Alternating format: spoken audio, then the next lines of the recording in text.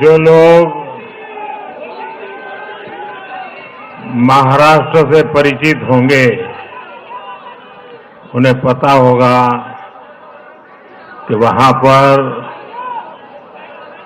जब जय भवानी कहते हैं तो जय शिवाजी का बुलंद नारा लगता है। जय भवानी, जय भवानी, जय भवानी, जय भवानी। आज हम यहां पर एक और ऐतिहासिक महाविजय का उत्सव मनाने के लिए इकट्ठे हुए हैं। आज महाराष्ट्र में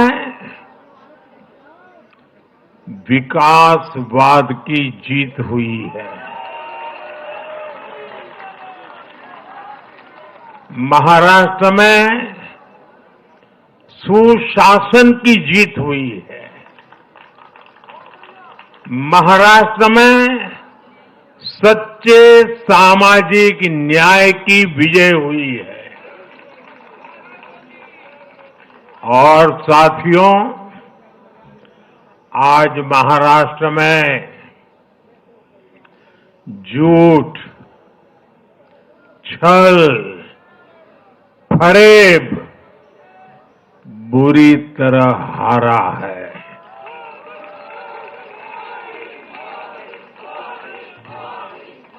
विभाजनकारी ताकतें हारी है। आज नेगेटिव पॉलिटिक्स की पराजय हुई है। आज परिवारवाद की हार हुई है। आज महाराष्ट्र ने विकसित भारत के संकल्प को और मजबूत किया है। मैं देश भर के भाजपा के, एनडीए के सभी कार्यकर्ताओं को बहुत बहुत बधाई देता हूं, उन सबका अभिनंदन करता हूं।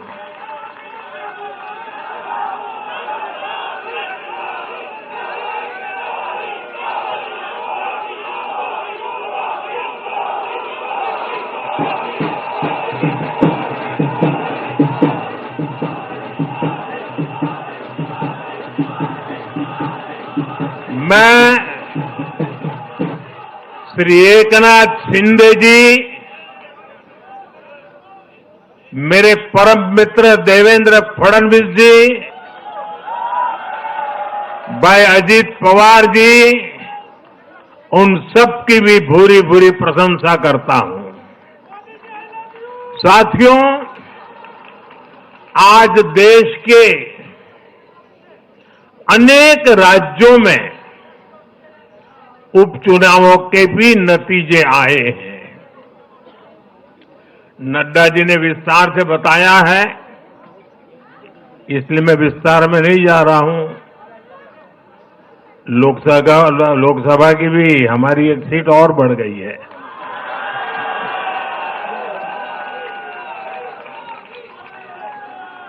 यूपी, उत्तराखंड और राजस्थान ने भाजपा को जमकर समर्थन दिया है। असम के लोगों ने भाजपा पर फिर एक बार भरोसा जताया है। मध्य प्रदेश में भी हमें सफलता मिली है। बिहार में भी एनडीए का समर्थन बढ़ा है। ये दिखाता है कि देश अब सिर्फ और सिर्फ विकास चाहता है। मैं महाराष्ट्र के मतदाताओं का हमारे युवाओं का, विशेषकर माताओं बहनों का, हमारे किसान भाई बहनों का, देश की जनता का आदरपूर्वक नमन करता हूं। साथियों, मैं झारखंड की जनता को भी नमन करता हूं। झारखंड के तेज विकास के लिए हम अब और ज्यादा मेहनत से काम करेंगे और इसमें भाजपा का एक एक कार्यकर्ता अपना हर प्रयास करेगा। साथियों, छत्रपती शिवाजी महाराजांच्या महाराष्ट्राने आज दाखवून दिले तुष्टीकरणाचा सामना कसा करायचा।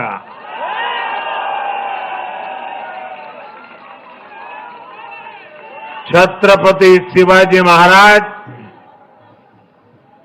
शाहूजी महाराज,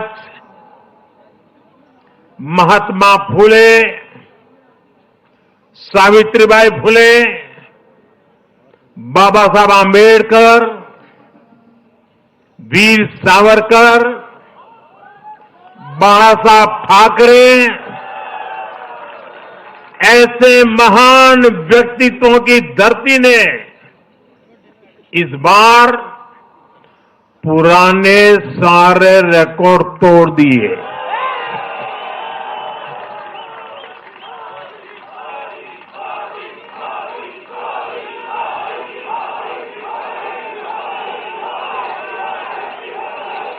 और साथियों,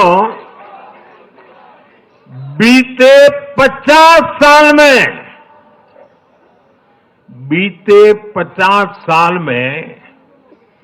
किसी भी पार्टी या किसी भी प्री पोल अलायंस के लिए ये सबसे बड़ी जीत है 50 साल के बाद।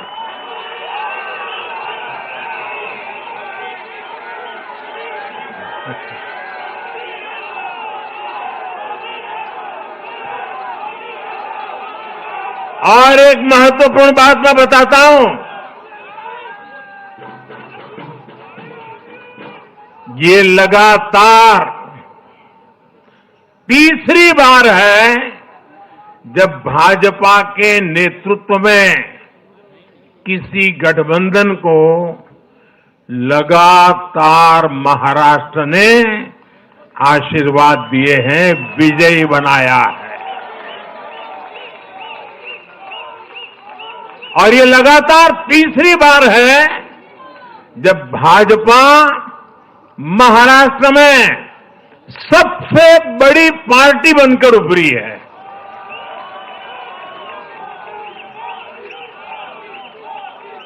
साथियों, ये निश्चित रूप से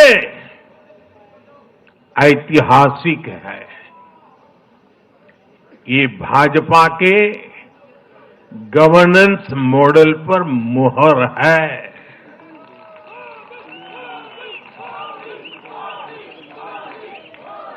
अकेले भाजपा को ही कांग्रेस और उसके सभी सहयोगियों से कहीं अधिक सीटें महाराष्ट्र के लोगों ने दी है। ये दिखाता है कि जब सुशासन की बात आती है तो देश सिर्फ और सिर्फ भाजपा पर और एनडीए पर भरोसा करता है।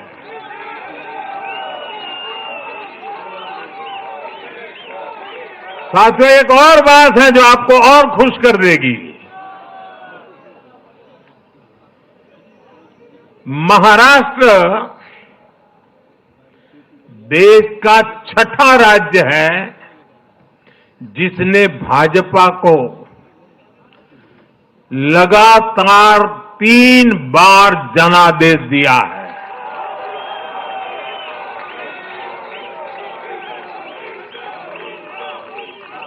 इससे पहले गोवा, गुजरात, छत्तीसगढ़, हरियाणा और मध्य प्रदेश में हम लगातार 3 बार जीत चुके हैं और बिहार में भी एनडीए को 3 बार से ज्यादा बार लगातार जनादेश मिला है और 60 साल के बाद आपने मुझे तीसरी बार मौका दिया, ये तो है ही है।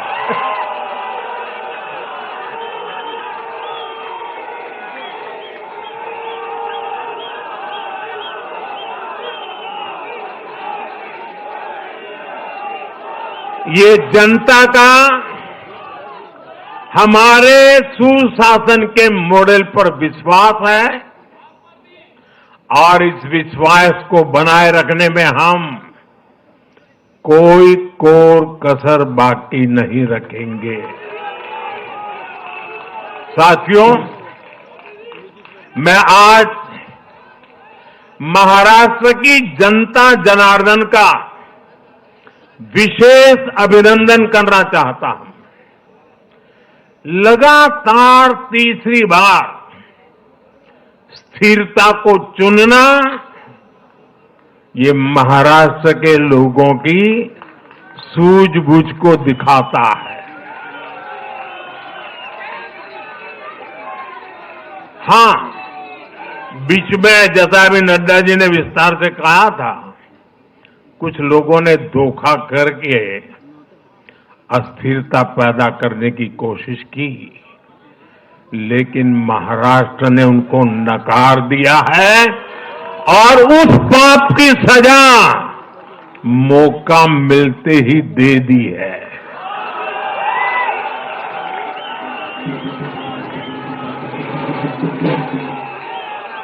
साथियों, महाराष्ट्र इस देश के लिए एक तरह से बहुत महत्वपूर्ण ग्रोथ इंजन है।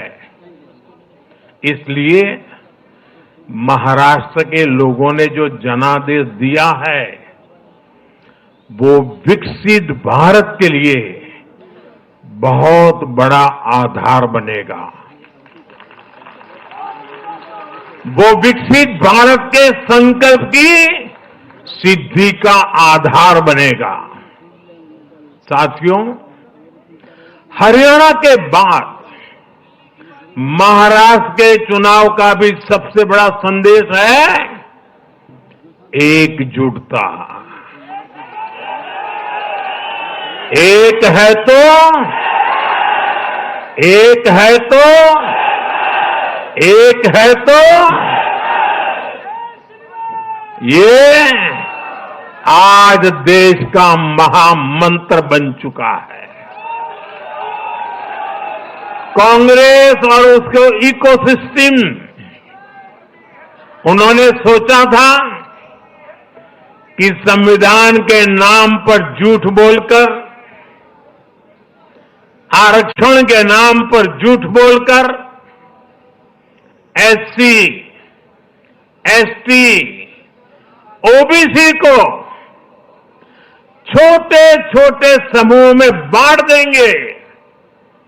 वो सोचते थे सब बिखर जाएंगे। कांग्रेस और उसके साथियों की साजिश को महाराष्ट्र ने सिरे से खारिज कर दिया है। महाराष्ट्र ने डंके की चोट पर कहा है, एक है तो एक है तो एक है तो सेब है के भाव ने जाति, धर्म, भाषा और क्षेत्र के नाम पर लड़ाने वालों को सबक सिखाया है, सजा की है।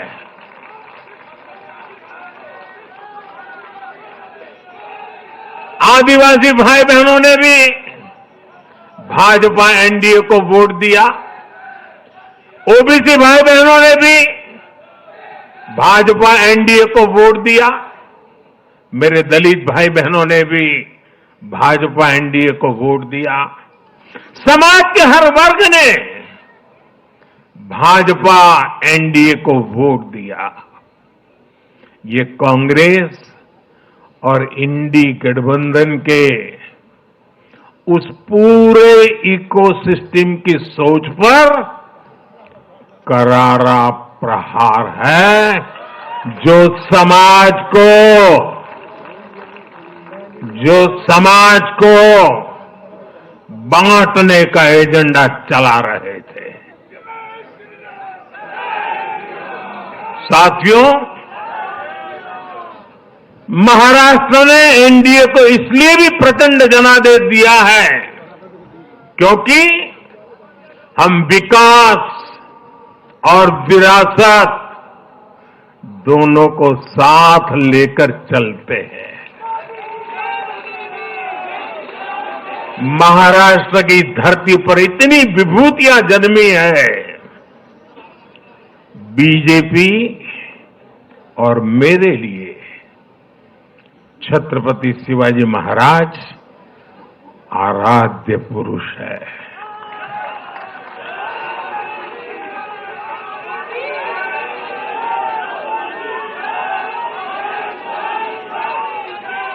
धर्मवीर छत्रपति संभाजी महाराज हमारी प्रेरणा है। हमने हमेशा बाबा साहब आंबेडकर, महात्मा फूले, सावित्रीबाई फूले, इनके सामाजिक न्याय के विचार को माना है। यही हमारे आचार में है, यही हमारे व्यवहार में है। साथियों, लोगों ने मराठी भाषा के प्रति भी हमारा प्रेम देखा है। कांग्रेस को वर्षों तक मराठी भाषा की सेवा का मौका मिला, लेकिन इन लोगों ने इसके लिए कुछ नहीं किया। हमारी सरकार ने मराठी को क्लासिकल लैंग्वेज का दर्जा दिया। मातृभाषा का सम्मान, संस्कृतियों का सम्मान और इतिहास का सम्मान हमारे संस्कार में है, हमारे स्वभाव में है।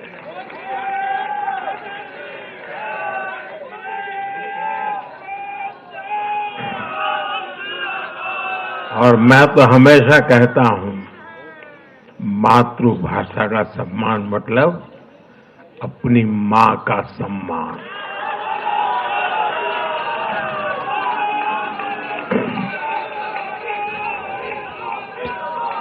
और इसलिए मैंने विकसित भारत के निर्माण के लिए लाल किले की प्राचीर से पंच प्राणों की बात की।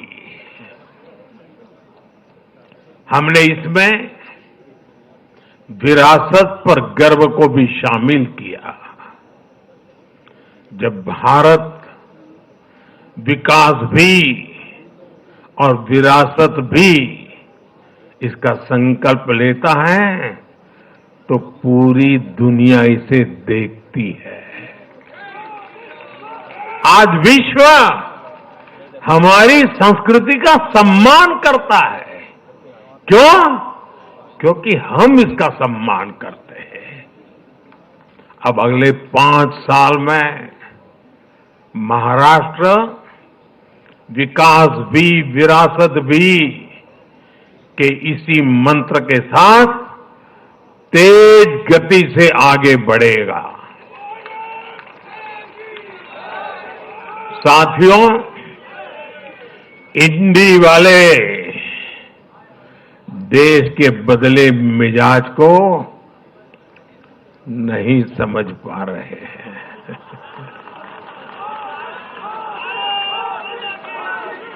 ये लोग सच्चाई को स्वीकार करना ही नहीं चाहते। ये लोग आज भी भारत के सामान्य वोटर के विवेक को कम करके आंकते हैं। देश का वोटर, देश का मतदाता अस्थिरता नहीं चाहता। देश का वोटर नेशन फर्स्ट की भावना के साथ है। जो कुर्सी फर्स्ट का सपना देखते हैं, उन्हें देश का वोटर पसंद नहीं करता। साथियों, देश के हर राज्य का वोटर दूसरे राज्यों की सरकारों का आकलन भी करता है। वो देखता है कि जो एक राज्य में बड़े बड़े प्रॉमिस करते हैं, उनकी परफॉर्मेंस दूसरे राज्य में कैसी है। महाराष्ट्र की जनता ने भी देखा कि कर्नाटका, तेलंगाना और हिमाचल में कांग्रेस सरकारें कैसे जनता से विश्वासघात कर रही है। ये आपको पंजाब में भी देखने को मिलेगा।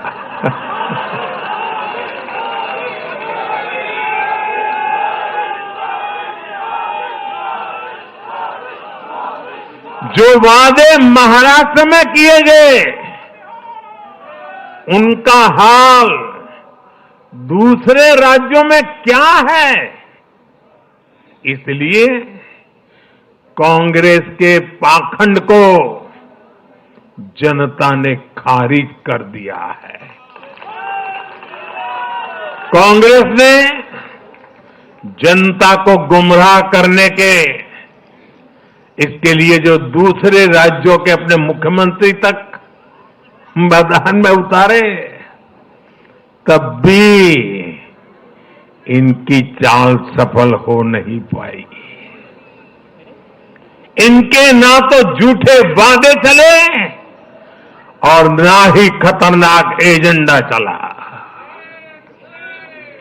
साथियों, आज महाराष्ट्र के जनादेश का एक और संदेश है। पूरे देश में सिर्फ और सिर्फ एक ही संविधान चलेगा।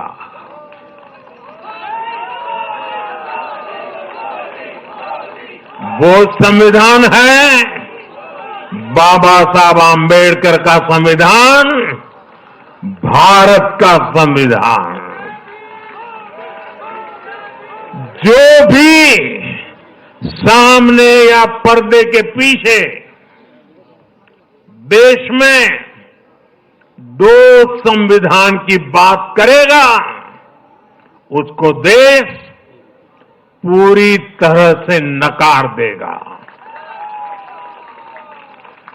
कांग्रेस और उसके साथियों ने जम्मू कश्मीर में फिर से आर्टिकल 370 की दीवार बनाने का प्रयास किया।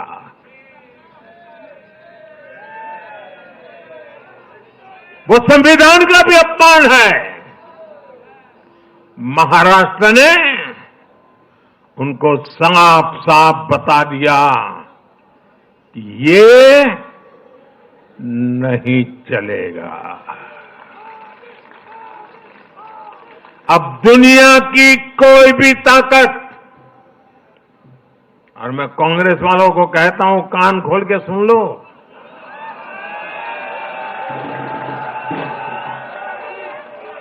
उनके साथियों को भी कहता हूं,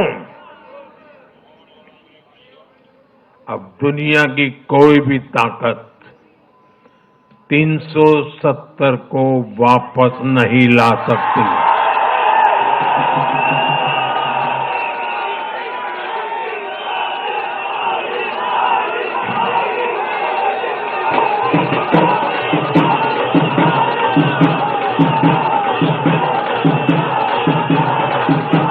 साथियों, महाराष्ट्र के इस चुनाव ने इंडी वालों का या अगाड़ी वालों का दो मुहा चेहरा भी देश के सामने खोल करके रख दिया है। हम सब जानते हैं बाला साहब ठाकरे का इस देश के लिए, समाज के लिए बहुत बड़ा योगदान रहा है। कांग्रेस ने सत्ता के लालच में उनकी पार्टी के एक धड़े को साथ में तो ले लिया, तस्वीरें भी निकाल दी, लेकिन कांग्रेस का कोई नेता बाला साहब ठाकरे की नीतियों की कभी भी प्रशंसा नहीं कर सकती। और इसलिए मैंने अघाड़ी में कांग्रेस के साथी दलों को चुनौती दी थी कि वो कांग्रेस से बाला साहब ठाकरे की नीतियों की तारीफ में कुछ शब्द जरा बुलवा करके दिखाएं। आज तक वो ये नहीं कर पाए हैं। मैंने दूसरी चुनौती वीर सावरकर जी को लेकर के दी थी। कांग्रेस के नेतृत्व ने लगातार पूरे देश में वीर सावरकर का अपमान किया है, उन्हें गालियां दी है। महाराष्ट्र में वोट पाने के लिए इन लोगों ने टेम्पररी वीर सावरकर जी को जरा टेम्पररी गाली देना उन्होंने बंद किया है। लेकिन वीर सावरकर के तप त्याग के लिए उनके मुंह से एक बार भी सत्य नहीं निकला, और यही इनका दो मुहापन है। ये दिखाता है कि उनकी बातों में कोई दम नहीं है। उनका मकसद सिर्फ और सिर्फ वीर सावरकर को बदनाम करना है। साथियों, भारत की राजनीति में अब कांग्रेस पार्टी परजीवी बनकर रह गई है।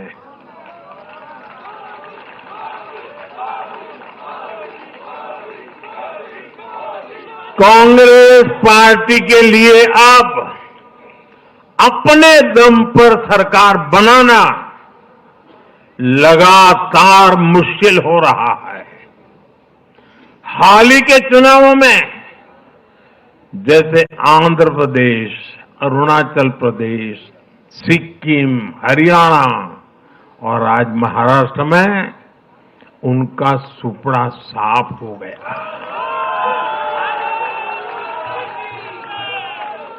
कांग्रेस की घिसी पीटी विभाजनकारी राजनीति फेल हो रही है, लेकिन फिर भी कांग्रेस का अहंकार देखिए। उसका अहंकार 7वें आसमान पर है। सच्चाई ये है कि कांग्रेस अब एक परजीवी पार्टी बन चुकी है। कांग्रेस सिर्फ अपनी ही नहीं बल्कि अपने साथियों की नाव को भी डुबो देती है। आज महाराष्ट्र में भी हमने यही देखा है। महाराष्ट्र में कांग्रेस और उसके गठबंधन ने महाराष्ट्र की हर 5 में से 4 सीट हार गई। अघाड़ी के हर घटक का स्ट्राइक रेट 20% से भी नीचे है। ये दिखाता है कि कांग्रेस खुद भी डूबती है और दूसरों को भी डुबोती है। महाराष्ट्र में सबसे ज्यादा सीटों पर कांग्रेस चुनाव लड़ी, उतनी ही बड़ी हार इनके सहयोग वालों को भी मिली। वो तो अच्छा है कि यूपी जैसे राज्यों में कांग्रेस के सहयोगियों ने उससे जान छुड़ा ली, वरना वहां भी कांग्रेस के सहयोगियों को लेने के देने पड़ जाते। साथियों, सत्ता भूख में कांग्रेस के परिवार ने संविधान की पंथ निरपेक्षता की भावना को चूर चूर कर दिया है। हमारे संविधान निर्माताओं ने उस समय 47 में विभाजन की विभीषिका के बीच भी हिंदू संस्कार और परंपरा को जीते हुए पंथ निरपेक्षता की राह को चुना था। तब देश के महापुरुषों ने संविधान सभा में जो डिबेट की थी, उसमें भी इसके बारे में बहुत विस्तार से चर्चा हुई थी। लेकिन कांग्रेस के इस परिवार ने झूठे सेक्युलरिज्म के नाम पर उस महान परंपरा को तबाह करके रख दिया है। कांग्रेस ने तुष्टीकरण का जो बीज बोया, वो संविधान निर्माताओं के साथ बहुत बड़ा विश्वासघात है। और ये विश्वासघात मैं बहुत जिम्मेवारी के साथ बोल रहा हूं। संविधान के साथ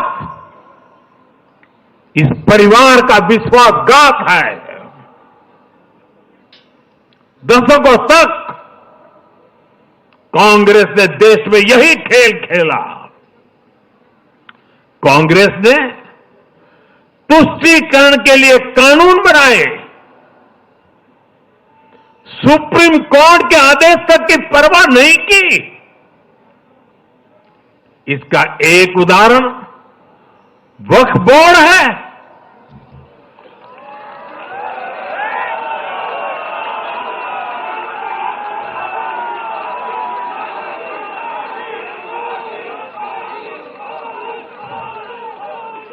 दिल्ली के लोग तो चौंक जाएंगे। हालात ये थी कि 2014 में इन लोगों ने सरकार से जाते जाते दिल्ली के आसपास की अनेक संपत्तियां वक्फ बोर्ड को सौंप दी थी।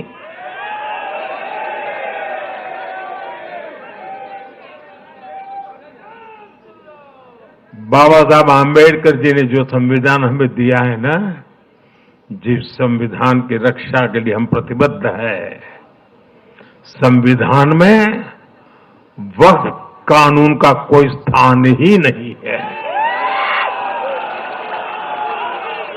लेकिन फिर भी कांग्रेस ने तुष्टीकरण के लिए वक्फ बोर्ड जैसी व्यवस्था पैदा कर दी। ये इसलिए किया गया ताकि कांग्रेस के परिवार का वोट बैंक बढ़ सके। सच्ची पंथ निरपेक्षता को कांग्रेस ने एक तरह से मृत्यु दंड देने की कोशिश की है।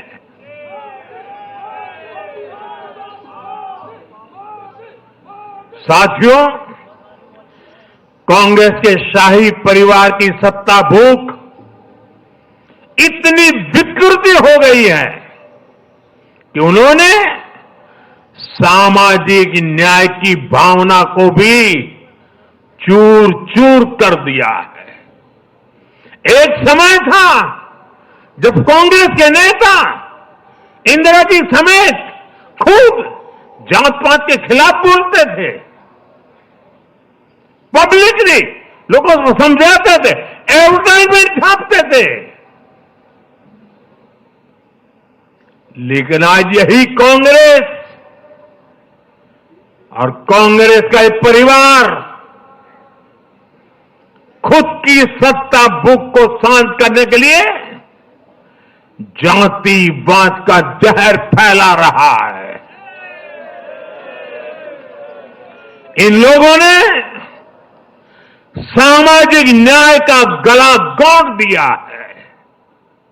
साथियों, एक परिवार की सत्ता भूख इतने चरम पर है कि उन्होंने खुद की पार्टी को ही खा लिया है।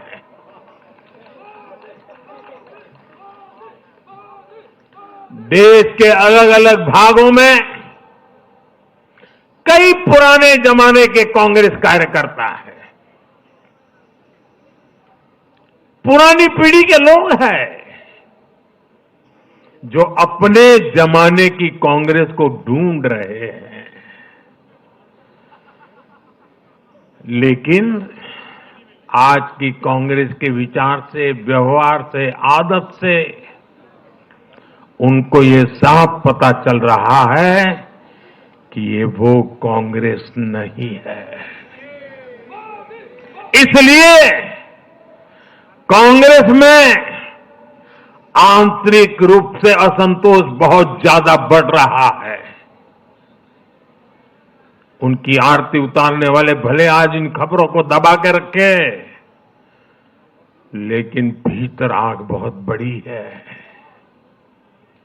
असंतोष की ज्वाला भड़क चुकी है। सिर्फ एक परिवार के ही लोगों को कांग्रेस चलाने का हक है। सिर्फ वही परिवार काबिल है, दूसरे नाकाबिल हैं।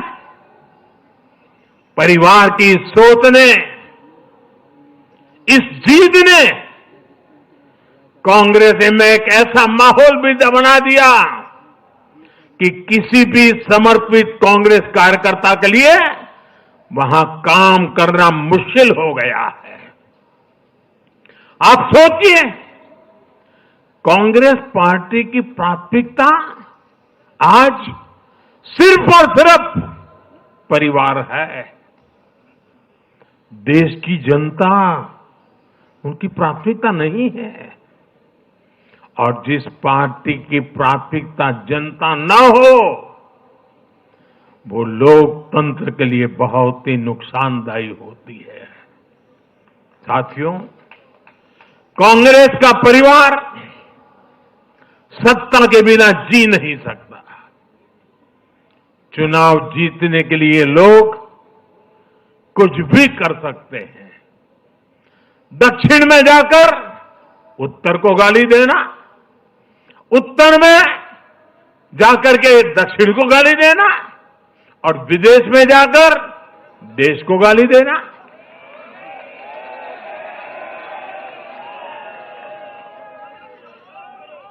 और अहंकार इतना कि ना किसी का मान, ना किसी की मर्यादा, आंख खुले आम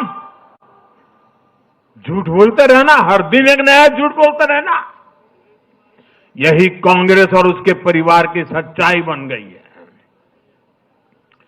आज कांग्रेस का अर्बन नक्सलवाद भारत के सामने एक नई चुनौती बनकर खड़ा हो गया है।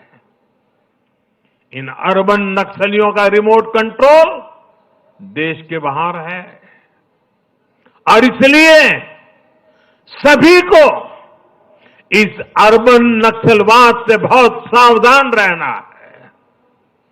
आज देश के युवाओं को, हर प्रोफेशनल को कांग्रेस की हकीकत को समझना बहुत जरूरी है। साथियों, जब मैं पिछली बार भाजपा मुख्यालय आया था तो मैंने हरियाणा से मिले आशीर्वाद पर आपसे बात की थी। तब हमें गुरुग्राम जैसे शहरी क्षेत्र के लोगों ने भी अपना आशीर्वाद दिया था। अब आज मुंबई ने, पुणे ने, नागपुर ने, महाराष्ट्र के ऐसे सभी बड़े शहरों ने अपनी स्पष्ट राय रखी है।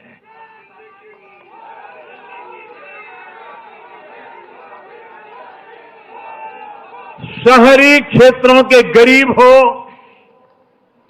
शहरी क्षेत्रों के मिडिल क्लास हो, हर किसी ने भाजपा का समर्थन किया है और एक स्पष्ट संदेश दिया है।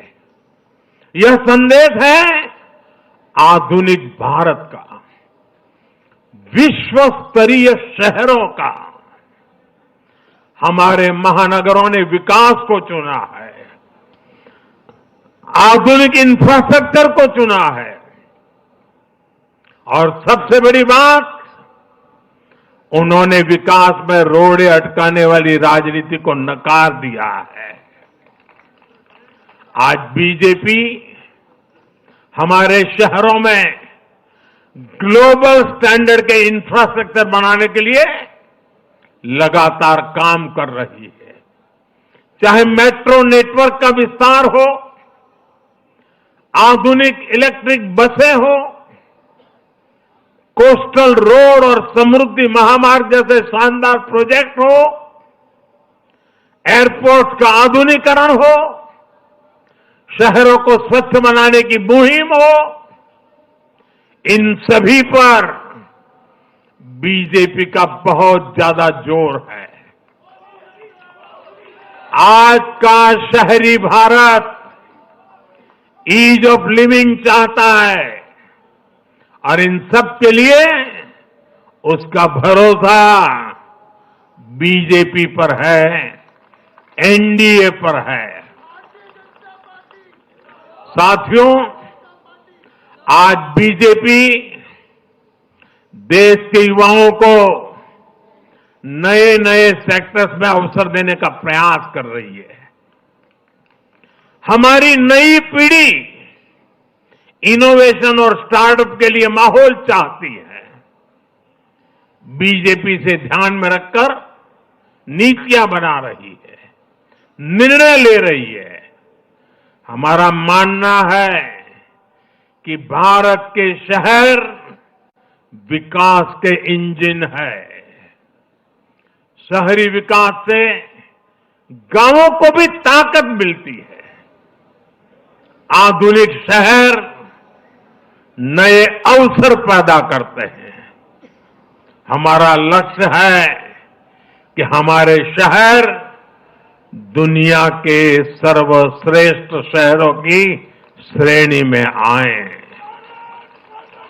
और बीजेपी एनडीए सरकारें इसी लक्ष्य के साथ काम कर रही है। साथियों, मैंने लाल किले से कहा था कि मैं 1 लाख ऐसे युवाओं को राजनीति में लाना चाहता हूं जिनके परिवार का राजनीति से कोई संबंध नहीं। आज एनडीए के अनेक ऐसे उम्मीदवारों को मतदाताओं ने समर्थन दिया है। मैं इसे बहुत शुभ संकेत मानता हूं। साथियों, अरे चुनाव आएंगे जाएंगे, लोकतंत्र में जय पराजय भी चलती रहेगी, लेकिन भाजपा का एनडीए का ध्येय सिर्फ चुनाव जीतने तक सीमित नहीं है। हमारा ध्येय सिर्फ सरकार बनाने तक सीमित नहीं है। हम देश बनाने के लिए निकले हैं। हम विकसित भारत बनाने के लिए निकले हैं। भारत का हर नागरिक, एनडीए का हर कार्यकर्ता, भाजपा का हर कार्यकर्ता दिन रात इसमें जुटा है। हमारी जीत का उत्साह हमारे इस संकल्प को और मजबूत करता है। हमारे जो प्रतिनिधि चुनकर आए हैं वो इसी संकल्प के लिए प्रतिबद्ध है। हमें देश के हर परिवार का जीवन आसान बनाना है। हमें सेवक बनकर, और ये मेरे जीवन का मंत्र है, हमें सेवक बनकर देश के हर नागरिक की सेवा करनी है। हमें उन सपनों को पूरा करना है जो देश की आजादी के मतवालों ने भारत के लिए देखे थे। हमें मिलकर विकसित भारत का सपना साकार करना है। सिर्फ 10 साल में हमने भारत को दुनिया की 10वीं सबसे बड़ी इकोनॉमी से दुनिया की 5वीं सबसे बड़ी इकोनॉमी बना दिया।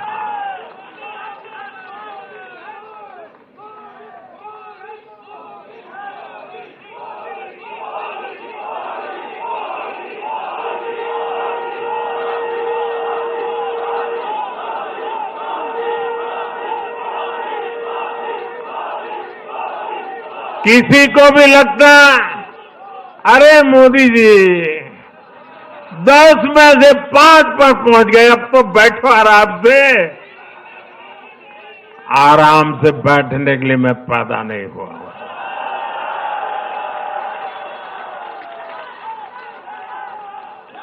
वो दिन दूर नहीं जब भारत दुनिया की तीसरी सबसे बड़ी अर्थव्यवस्था बन के रहेगा।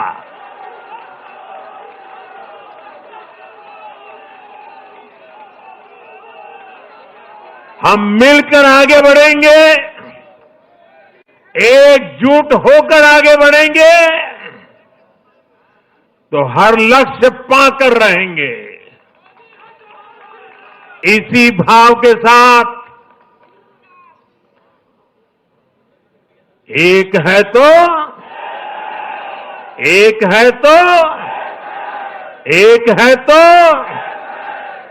मैं एक बार फिर आप सभी को बहुत बहुत बधाई देता हूं, देशवासियों को बधाई देता हूं, महाराष्ट्र के लोगों को विशेष बधाई देता हूं। मेरे साथ बोलिए भारत माता की, भारत माता की, भारत माता की, भारत माता की, भारत माता की। वंदे वंदे वंदे वंदे वंदे वंदे वंदे वंदे। बहुत बहुत धन्यवाद।